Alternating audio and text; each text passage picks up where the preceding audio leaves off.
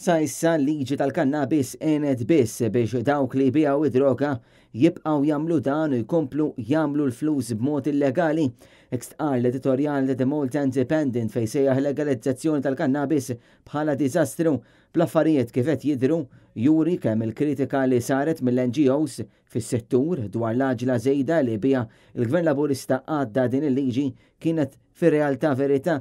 L-editur kompla billi qal il-kritika li saret anke mill-Partit Nazzjonalista u minn dawk li jaħdmu fis-settur kienet waħda korretta.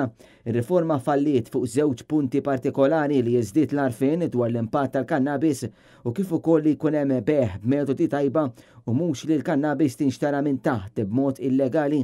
Dan apparti li sissa suppost persuna għandha tkun taf xi kwalità qed tikkonsma. Fl-aħħar rajna tluq ta' Mariella Dimek li kienet qed tmexxi l-awtorità responsabbli mill-użu tal-kannabis fejn saħqet li dawn l-aħħar 10 xhur kienu dominati minn strateġija li ma kienx taqbel magħha. L-editorjal kompla li kif huma l-affarijiet dawk l-assoċjazzjonijiet li jistgħu jbijaw il-kannabis ma jistgħux jagħmlu dan għax m'hemm l-ebda qafas regolatorju li jippermetti dan kollu.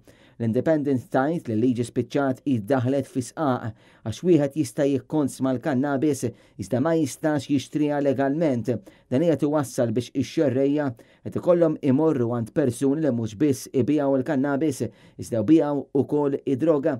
Il-Gazzetta insistiet l-awtorità tal-kannabis tħallit tagħmel ftit li xejn u li apparti l-preżenza tagħha fl-Università ta' Malta tul il-Freshers Week ma tantx saru affarijiet oħrajn.